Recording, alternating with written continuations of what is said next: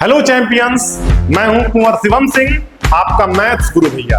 और आज हम स्टार्ट करने वाले हैं class 10th math chapter 1 real number के concept fundamental theorem of arithmetic पे बेस्ड क्वेश्चंस को सॉल्व करना। तो चलिए स्टार्ट करते हैं। तो आ जाओ मेरे भाई, हम लोग कुछ क्वेश्चन करते हैं ताकि फंडामेंटल थ्योरम ऑफ अरिथमेटिक का कॉन्सेप्ट जो है और ज्यादा बूस्ट हो जाए। देखो ध्यान से, ये जो क्वेश्चन है ये बहुत ही ज्यादा पूछा जाता है आपके बोर्ड एग्जाम में, ठीक है, और बहुत ज्यादा इंपॉर्टेंट क्वेश्चन। देखिए क्या कह रहा है, prove that there is no natural number for which 4 to the power n ends with digit 0। समझे? मैं समझाता हूं। ये क्वेश्चन ये कह रहा है कि आप ये प्रूव करके बताओ कि किसी भी नेचुरल नंबर n के लिए 4 की पावर n जो है वो कभी भी 0 से एंड नहीं हो सकता है, कभी भी उसका एंड डिजिट 0 नहीं हो सकता है। समझिए, देखिए बहुत ध्यान से, अगर बहुत ध्यान से देखो तो किसकी बात कर रहा है ये? 4 की पावर n की बात कर रहा है। और जहां पे n क्या है, n जो है वो कोई नेचुरल नंबर है। n क्या है? n कोई नेचुरल नंबर है, ठीक है? बात समझ में आ रही है? n कोई नेचुरल नंबर है, ठीक। मैं समझा रहा हूं पहले। अगर मैं n की जगह, अगर मैं यहां पे n की जगह क्या रखता हूं, 1 रखता हूं, तो n इज इक्वल्स टू 1 के लिए, n इज इक्वल्स टू 1 के लिए 4 की पावर n करेंगे ना हम, 4 की पावर 1 करेंगे ना मेरे भाई, तो 4 की पावर 1 कितना आएगा? 4 आएगा। ऐसे ही जब n की जगह मैं 2 रखूंगा तो 4 की पावर 2 कितना आएगा मेरे भाई? 16 आएगा। n इज इक्वल्स टू 3 के लिए 4 की पावर 3 कितना आएगा मेरे भाई? तो ये आएगा 64। क्वेश्चन क्या कह रहा है कि क्या कोई ऐसा n हो सकता है जिसके लिए 4 की पावर n जो है एंड डिजिट 0 हो जाए, एंड डिजिट 0 हो जाए। समझे कि नहीं समझे? क्या कोई ऐसा नेचुरल नंबर n हो सकता है कि अगर मैं 4 की पावर में उसको रखूं तो एंड डिजिट 0 बना दे? जैसे कि अगर बहुत ध्यान से देखो तो 3 रखने पे 4 की पावर 3 ने क्या बनाया? 64 बनाया। एंड डिजिट क्या आया? 4 आया। 2 रखने पे एंड डिजिट कितना आ रहा है? 6 आ रहा है। तो क्या कोई ऐसा नेचुरल नंबर हो सकता है कि अगर मैं 4 की पावर में उसको रखूं तो एंड डिजिट 0 आ जाए? क्वेश्चन ये पूछ रहा है आपसे, ठीक है? बात समझ में आ रही है? तो एंड डिजिट 0 आने की भी एक अपनी बहुत बड़ी कहानी है मेरे भाई। बात समझ में आ रही है? उस कहानी को पहले समझते हैं और फील लेते हैं उसका, है कि नहीं? मैं आपको 2 नंबर बता रहा हूं, ठीक है? आप कोई भी नंबर ले सकते हो, ठीक है? मैं एग्जांपल के तौर पे ऐसे 2 नंबर ले रहा हूं जिसके एंड डिजिट में 0 आ रहा हूं, ठीक है? मैंने एक एग्जांपल लिया 10 का, ठीक है, और एक एग्जांपल लिया मेरे भाई 20 का। जब जब एंड डिजिट 0 आ रहा होगा तो उसके फैक्टर्स में 2 और 5 का इन्वॉल्वमेंट जरूर रहा होगा।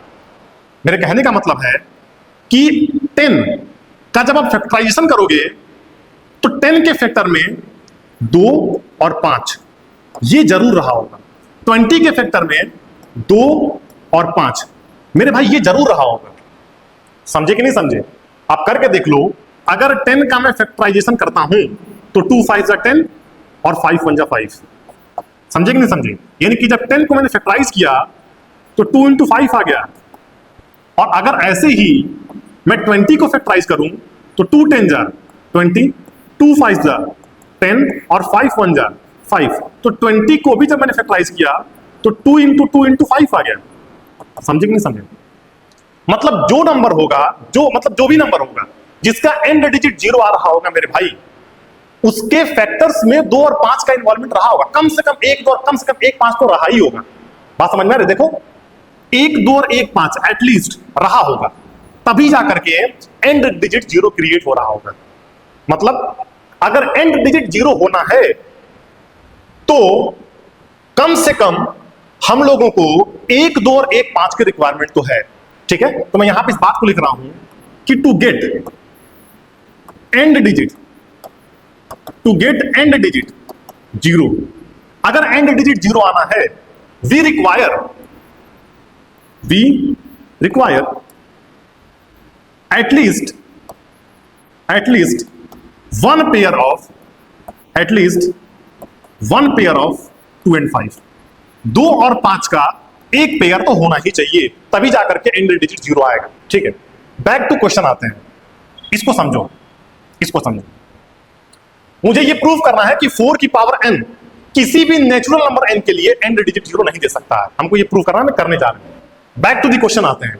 अब देखो ध्यान से, क्या हम लोग लिखेंगे जो वो उसमें ये भी लिखेंगे? नहीं, मैं आपको एक प्रॉपर सॉल्यूशन लिखवा रहा हूं। एग्जाम में आपको सिर्फ वो लिखना है, ये तो समझने के लिए था।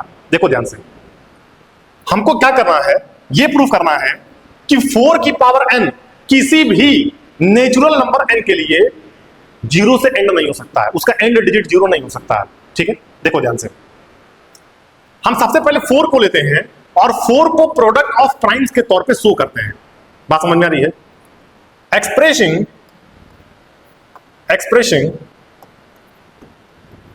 4 एज प्रोडक्ट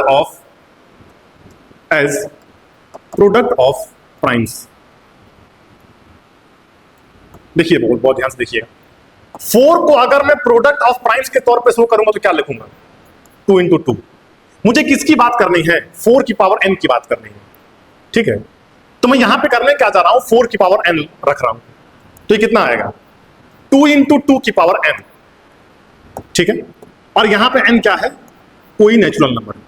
ठीक, अब अगर यहां पे तुम n की जगह पे नेचुरल नंबर्स को रखते जाओगे तो होगा क्या? होगा ये कि 2 ही रिपीट करना शुरू कर देगा। जैसे 1 रखोगे तो 2 into 2 आएगा, 2 रखोगे तो कितना आएगा? 2 into 2 into 2 into 2 आ जाएगा। बात समझ में आ रही है? 3, 4, 5 ऐसे आप नेचुरल नंबर्स वैल्यू को रखते जाओगे तो होगा क्या? 2 का ही रिपीटेशन होगा, 2 ही बार बार रिपीट करेगा, 5 कभी बन नहीं पाएगा। बात समझ में आ रही है? और एंड डिजिट 0 आने के लिए कम से कम 1, 2 और 1, 5 का इन्वॉल्वमेंट तो होना चाहिए। तो यहां पे खाली 2 ही तो है, 5 तो नहीं बन पा रहा है ना मेरे भाई। तो क्या कभी 4 की पावर n किसी भी नेचुरल नंबर n के लिए एंड डिजिट 0 दे सकता है? नेवर, नहीं दे सकता है। बात समझ में आ रही है? तो कहेंगे क्या? So only primes in the factorization of 4 की power n is 2 but not 5। 5 तो है ही नहीं, खाली 2 आ रहा है। hence 4 की power n cannot ends with digit 0। तो मेरे भाई 4 की पावर n कभी भी एंड नहीं हो सकता है डिजिट 0 से। बात समझ में आ रही है भाई? क्या आपको समझ में आ रहा है? ठीक है, देखो ये क्वेश्चन, ये आपका होमवर्क है। एकदम सेम वही कॉन्सेप्ट, वही लॉजिक लगेगा, और ये क्वेश्चन भी आप कर सकते हो। ठीक है, आपका होमवर्क है। इसको करने के बाद आप कमेंट बॉक्स में लिखोगे क्वेश्चन सेकंड डन।